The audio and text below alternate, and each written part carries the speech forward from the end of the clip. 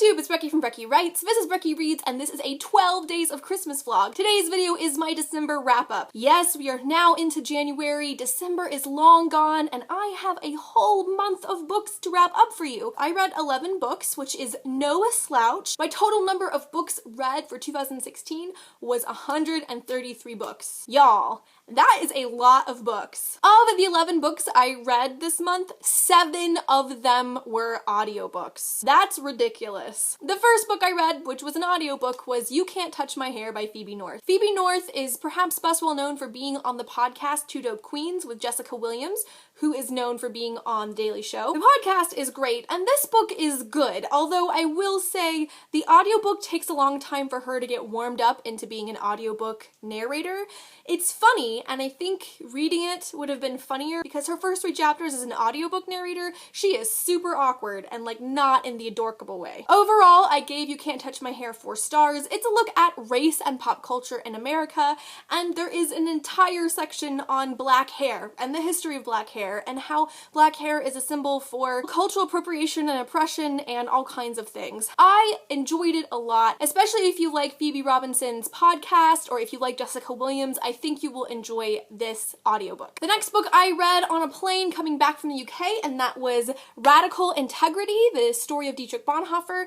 And this is a really short biography of Dietrich Bonhoeffer, who is a Lutheran pastor during the Second World War. He was a strict pacifist. He studied around the world, lived around the world, and then realized that Hitler basically was so terrible he was gonna have to compromise his pacifism, and was convicted of a plot to assassinate Hitler. And he was sent to several different concentration camps before he was shot. This is a really short and simplistic look at his life, and I enjoyed it because I think it gives you a really good taste of who Bonhoeffer is, especially if you are unfamiliar with Bonhoeffer. Now, if you have heard of him, this does give a couple of snippets from sermons and letters that he's written, but it in no way goes into the depth of his theology and his beliefs and wrestling that he did. One of the reasons I like this book is because most of his other biographies are seriously 600 pages long. So this is less than 200 pages. It's a very quick little read. I enjoyed it. It is written on about a 6th grade reading level, so it is a little bit simplistic, but for what it is, I did enjoy it. I gave this 3 stars.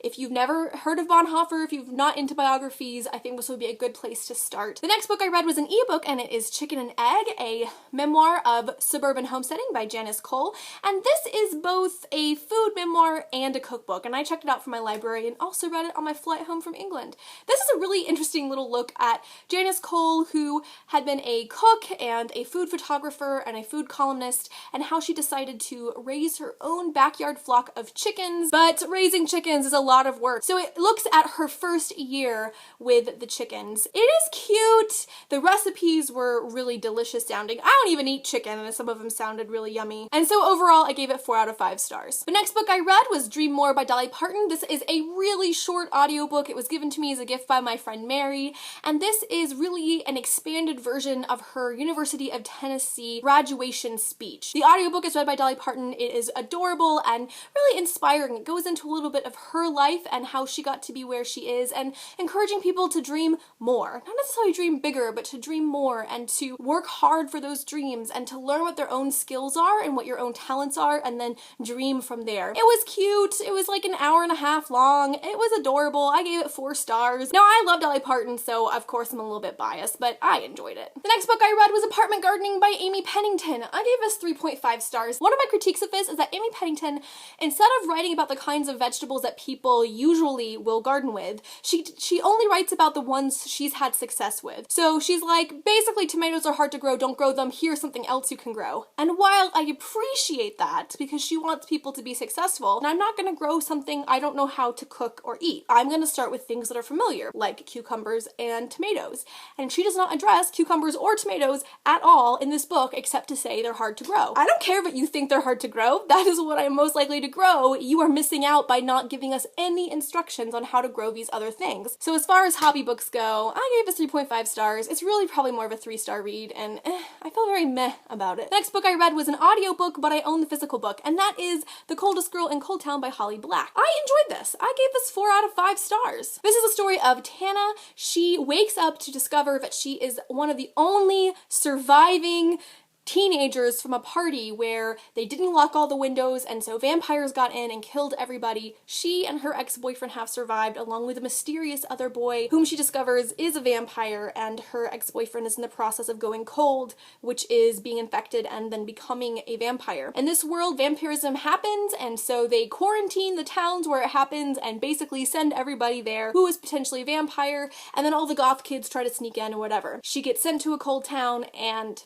that is really sort of the thrust of the story. I liked this. No, I'm not someone who likes vampire books. I'm more of a werewolf girl, and if I had to pick one, like, supernatural creature, I'm going to pick werewolves or angels. I know that's weird. So I am not predisposed to love vampire books, but this is good. The atmosphere that Holly Black builds is great. The mythology around where vampires came from and this modern society of vampires is really fascinating. Vampires in this story that are sort of sequestered into these cold towns are YouTube sensations. They have TV shows, they have sponsorships, they're active on Twitter, so they're celebrities. It is a really interesting take on celebrity culture and the vampire myth, and I really, really enjoyed it. Then I read the first two of the Mercy Thompson books by Patricia Briggs. The first one is Moon Called, and the second one is Bloodbound. I gave each of these 3.5 stars, and I really like the world that Patricia Briggs is building. Mercy Thompson is a shapeshifter or a walker. She goes from human to coyote, and she's also a mechanic living in the Pacific Northwest. She was also raised by a pack of werewolves, so she intimately knows werewolf culture, and the books chronicle her interactions with local werewolves, with the pack that raised her,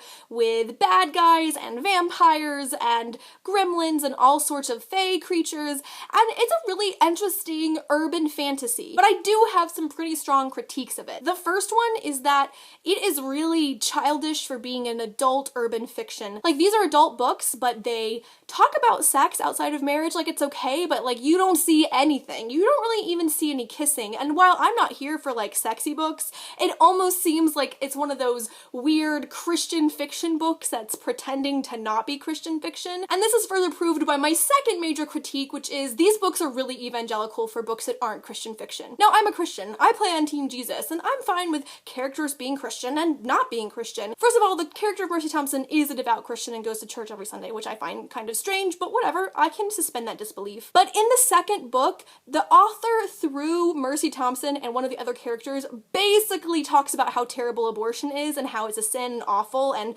this girl who chooses abortion totally stole this child from a guy, and like, it was such a preachy, bashing you over the head with the author's morality, which really does not fit the morality of the characters in which she's describing, to the point I almost turned the book off. Like, I enjoyed the audiobook and the narrator was fantastic, but it pissed me off. And part of the reason it pissed me off was because this is urban fantasy. We're talking about werewolves and gremlins and vampires. I'm sorry, but it just doesn't belong there. Not only that, we're talking about adult urban fantasy. Why are we reading about this? It just annoyed the crap out of me. Aside from that, like aside from these little blips of like Christian morality that get thrown at you, I did enjoy the books. I love Mercy Thompson as a character. She's feisty and she doesn't put up with other people's crap. I also really like the world that Patricia Briggs is building. I like the intricacies of the Maroc, which is a sort of head American werewolf leader, and all the other packs and how they interact. I like the world of the vampires that you get to see and how they interact. I mean, I think it's a really fascinating world, so I probably will continue, but I have some pretty heavy critiques, so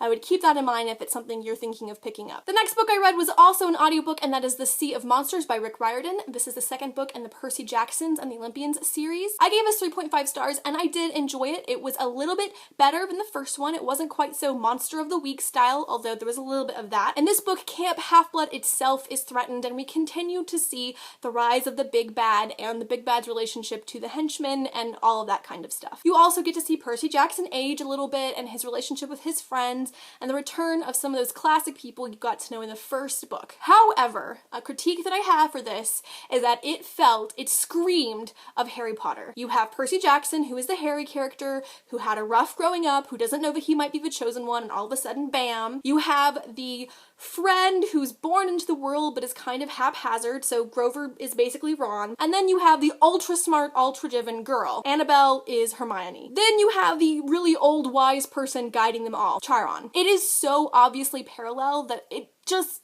hurt me, frankly, because I was like, really?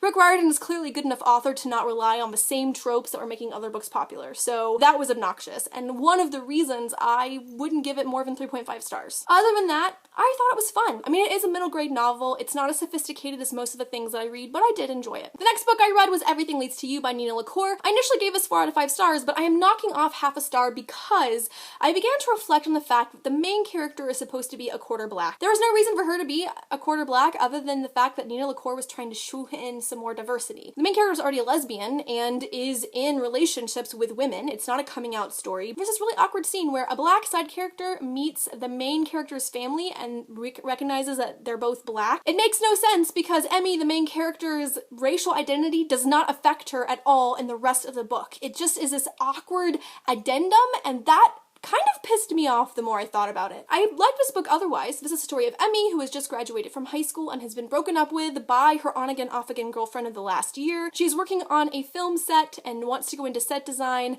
when she buys a few things from the estate sale of a dead Hollywood celebrity and discovers that he has a secret, and she begins to unravel the secret and find new love along the way. Overall, I really liked this. I thought it was a great lesbian cuddly romance, and there aren't a lot of cuddly lesbian romances. However, I really have been bothered by the shoehorning, the tokenizing of the character of Emmy, because her being black doesn't affect her.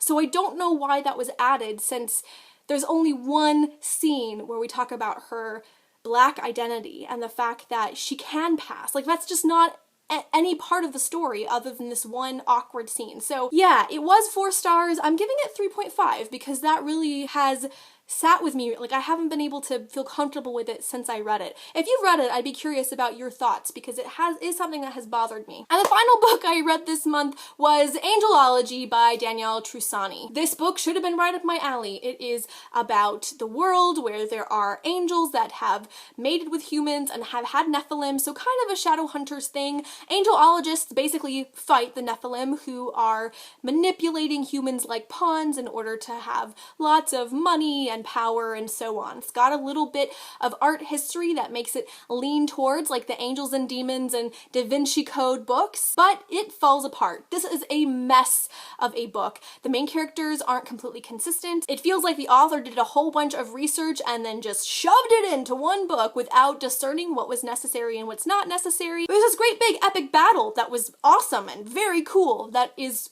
5 chapters away from the end and is kind of ridiculous and makes everything else super anticlimactic. There are times where the author literally uses the word expose and exposure in the same sentence. There is a thesaurus.com friend, use it. I gave this 2.5 stars, and I'm so passionate because I'm so annoyed that it sucked, because I wanted it to be good. Deborah Harkness, who is one of my favorite authors, loved this book, and it makes me sad that she loved this book because it's a really terrible book. And this kind of reflects my entire December. I didn't have any 5-star reads this month. Most of my reads were 3.5 stars. It was kind of a meh month overall, which maybe is because 2016 was a dumpster fire, so I had to have one bad month as far as quality goes. And so that's it. Now my favorite book of the month was The Coldest Girl in Coldtown by Holly Black. This is definitely the runaway favorite. It was the best book by far as quality goes. My nonfiction reads were okay, but none of them were super fantastic.